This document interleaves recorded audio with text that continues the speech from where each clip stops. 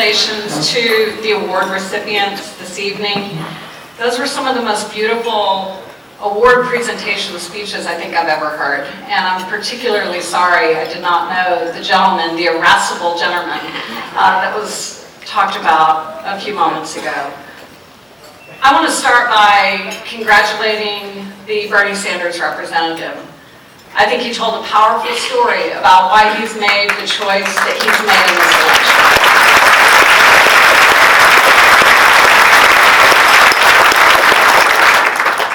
And I think he's done exactly what it is that we all should do. Think about our personal reasons for why we support a candidate and to share those reasons. What I'm most excited about when I listen to someone like him talk is the pride that I am filled with knowing that I belong to a party where the two candidates asking for the privilege of serving us as president share the kind of values for community, family, and service that the two individuals in the Democratic primary are.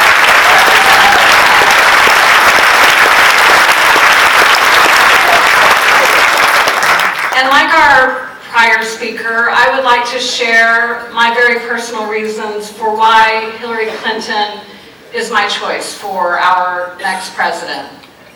As Joan said, and as many of you know, that day on the Senate floor, I stood in pink sneakers.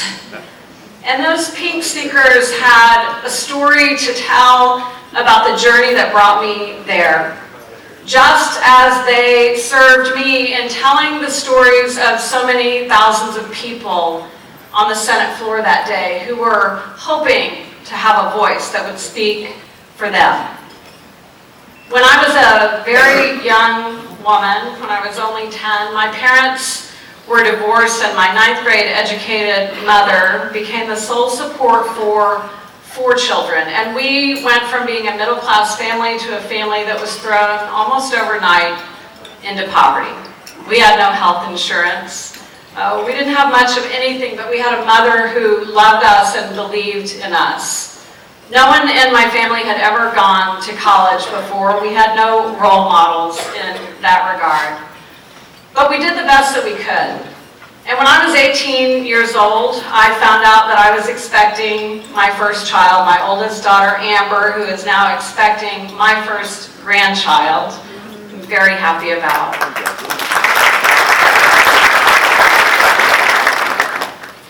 And I was suddenly thrust into having to take care of a child as a single parent without an education. I worked a full-time job and a part-time job, and I didn't know how I was going to afford an education, never mind afford the time to be able to commit to it. But ultimately, after a couple of years, I put my foot on that path at a community college near my home, where it was affordable and where the schedule was flexible enough to allow me to continue to work and to try to move myself and my daughter up and out of poverty. But it wasn't just my education that ultimately led me to be able to tell a story of American success, as so many Americans can tell because of our access to education. It was my access to a Planned Parenthood clinic near my home that provided me with the only health care that I had for several years.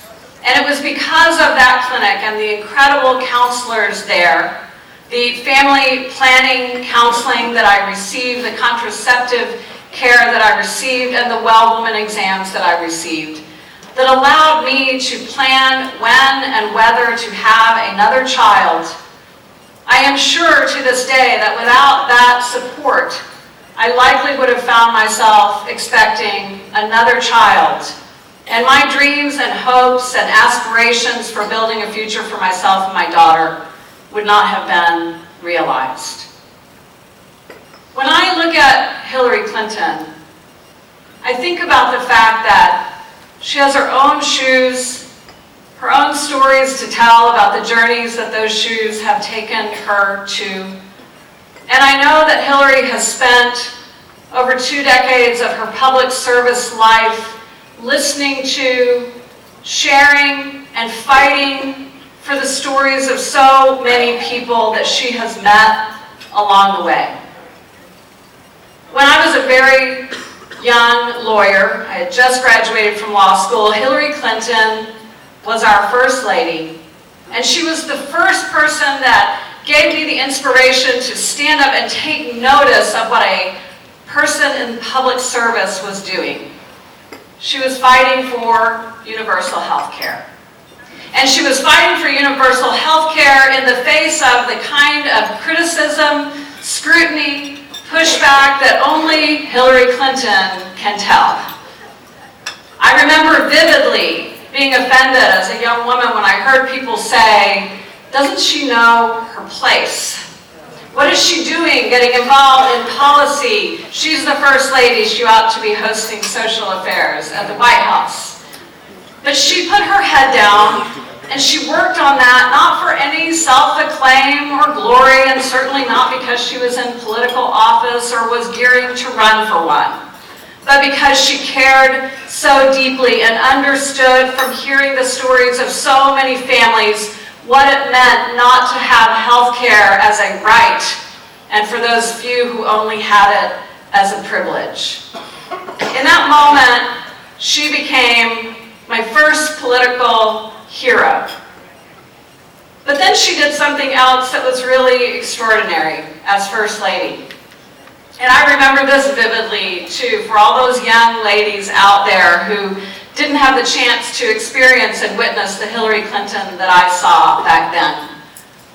There was a women's conference that was going to be held in Beijing, China.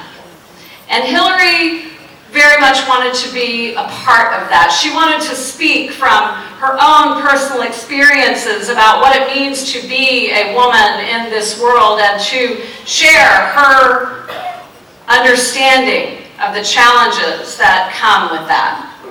She got a lot of pushback about her desire to go, even from people within her own husband's administration.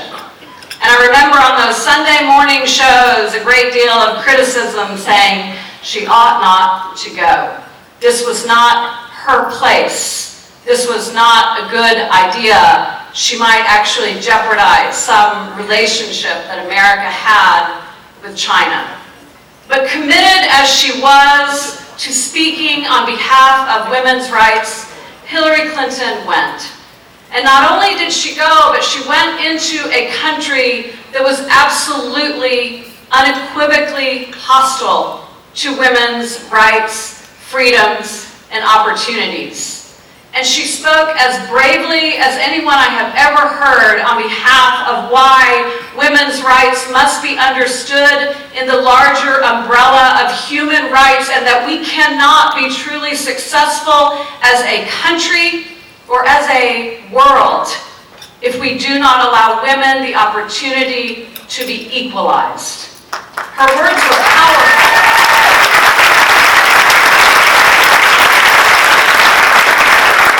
And they came from her heart.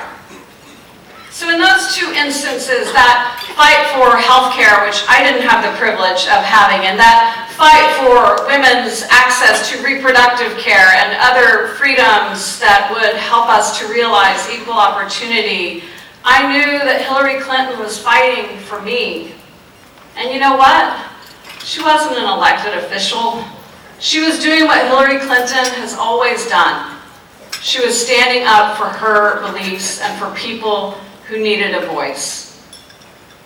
I was so struck by her presidential campaign in 2008 and the graciousness with which she lost the campaign and moved on to support our President Barack Obama.